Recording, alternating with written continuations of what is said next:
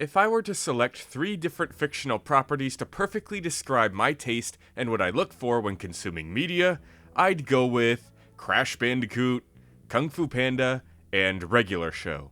3 properties that had absolutely nothing in common with The Walking Dead before I watched it. So the fact that I'm calling The Walking Dead a masterpiece and saying you should go watch it right now despite all this has gotta mean something, right? Now, to be fair, it did cheat a little. When it first came out and all my friends were going crazy about it, I had zero interest. But eventually, they added a character from the series into Tekken 7, one of my favorite fighting games of all time. So that finally prompted me to see what all the fuss was about. But I can't say it was carried by that fact solely, considering this character, Negan, doesn't show up until halfway through the show. There had to be something extra special about the show that kept me hooked until that point. Now, I'm not going to be too spoiler heavy, because this video is about trying to convince people to watch the show, and I can't really do that if I tell them everything that's going to happen. But allow me to insert how many minutes long this video is, of your time, to share why the show's so special and why I think it's a masterpiece. I guess I should start with what the show's about. The Walking Dead is about Rick Grimes, a Georgia sheriff whose everyday life is ripped away from him when a gunshot puts him into a coma. Upon waking up, Rick discovers that the world he once knew is gone, with zombies roaming the earth, or as the series calls them, walkers. Now you can already tell that The Walking Dead is very unique. It skips the build-up right away and gets straight into the part where all the military's down, there's no defense against these walkers, society no longer exists, and the remaining humans have split off into separate groups and camps.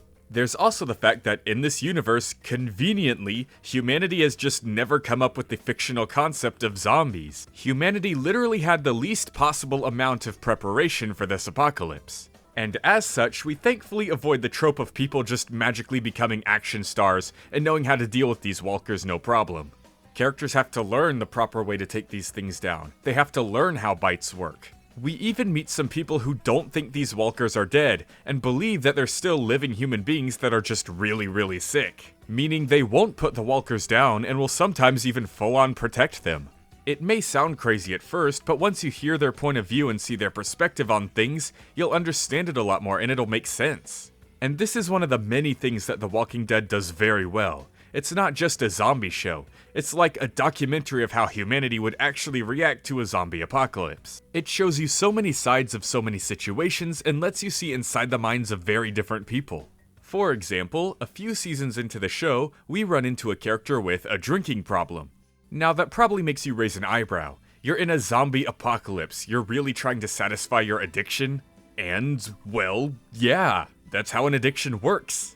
It's not just gonna magically go away. In fact, a traumatic incident like the whole world changing would probably drive them further into it. So it's pretty interesting to watch them battle through it in this kind of environment. It's also a pretty respectful show, with a very diverse and inclusive cast, especially in the later seasons. It even plays fair with different religious beliefs. For example, Christianity. Now I'm Christian, so I'll speak on this part of the show, not the other beliefs. I'm obviously not qualified enough to say how well the other ones are represented. In The Walking Dead, you have characters that are Christian, characters that were but lost their faith, and characters that aren't and never were. But despite these differences, they don't really ever belittle each other. In the rare occasions that they do, the belittler is always the one that gets punished. Also, hey, fellow Christians, we can use the show's own logic in our favor. If zombies were never fictionally conceptualized in the world of The Walking Dead, yet the Bible mentions Christ promising the resurrection of the dead, as Herschel mentions, it's basically the show telling us it doesn't believe the Bible is fictional. Not that we even need the show to tell us that, just a fun little lore loophole I noticed when recording this. Characters in this show will do amazing things for others in the name of God. Characters in the show will do horrible things to others in the name of God, trying to justify their own actions. Characters will try to become governors of their community. Characters will try to be kings. Characters will try to build a city and bring back the concept of politicians and presidents. You may even run into a tyrannical dictator trying to bring about his new world order. There's so many different types of people. Any kind of person or situation you could come up with for a zombie apocalypse, you will see in this show. And that's just the human side of things. There's plenty of zombie action mixed in all the unique character drama. The makeup on all of these walkers is insanely good. It's no doubt where most of the budget went. In fact, all of the props and makeup on the show looks fantastic. There's a few instances where they do use CG, but a vast majority of what you see on screen is real and tangible. I went back and rewatched the first season the other day, and it holds up extremely well. I mean, it's over 12 years old at this point, and it looks this crazy good. These walkers aren't all bark and no bite either. While on their own they aren't too much of a threat, they can group up with other walkers and form gigantic deadly swarms. Some are even smart enough to pick up rocks to try and smash windows with. Villains in the show will even attempt to use walkers to their own advantage, leading swarms to opposing camps.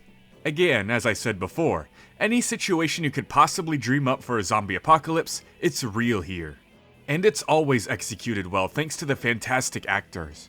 It's normally very difficult for live action stuff to get me emotional. When I'm able to actually see the real people that portray these characters, I have a difficult time ignoring the fact that it's all fake, and my brain struggles to immerse myself in the world. I'm more emotionally weak towards animated films, the beautiful sound and visuals. Certain scenes in those movies can still bring me to tears even when I've already seen them hundreds of times over. So despite how difficult it is for live action things to get a reaction out of me, The Walking Dead has no problem in doing so. The actors are shockingly good. Whenever something traumatic happens in the series, they don't hold back. They're crying, they're bawling, they have bubbles of mucus popping in their nose. And I'm not even making that last part up. In one of the most intense scenes in the entire series, one of the actors has a snot bubble burst out of their nose in the middle of the scene. And it's not even distracting, they just let it slide because the performance was so amazing. Now, before I continue, I should probably address some worries you may have about the series, some preconceived notions, or things you may have heard from people who actually do watch the show. But you can take my word that loads of the stuff you hear is a bunch of bull, as I used to have those unconscious biases as well. For example, as mentioned previously, I'm more attracted to animated productions. They're much more lively, and I have a way easier time immersing myself compared to live-action productions. I thought The Walking Dead was gonna be all dreary, all doom and gloom, desaturated colors, no characters ever smile. Why get attached to someone if they're just gonna get eaten in a season? Ooh. But the show wasn't like that at all. The characters were always trying to make the most out of their situation, even when they were at their lowest points. That's what makes The Walking Dead so unique. They're not just trying to survive, they're trying to find a safe place where they can thrive. There's plenty of sweet moments, plenty of heartwarming moments, some genuinely funny moments, and while there are tragic and horrible moments, they're followed by sparks of hope. Yeah, I have lost quite a few of my favorite characters. Probably more than I can count on both hands. But just as many of my favorite characters have made it all the way to the end. And not only that, but sometimes when I'd lose a favorite character, a new character would be introduced in that exact same episode that would eventually become a new favorite. The show is always changing and evolving in different ways, and I think it does a pretty good job at keeping itself fresh. You've probably heard things like the show has been going on too long, or it's gotten stale and repetitive. And while I can understand that complaint for those who are waiting weekly for episodes, that's not really a flaw of the series itself, it was just the schedule. Now that it's out in its entirety, you can just binge it, and I think it's a very bingeable show. The only time I was ever bored in the series was during part of Season 8, and that's it. Out of an 11-season show, that's pretty good. The only ones who actually still complain about the show are ones who weren't able to move on after their favorite characters were killed off.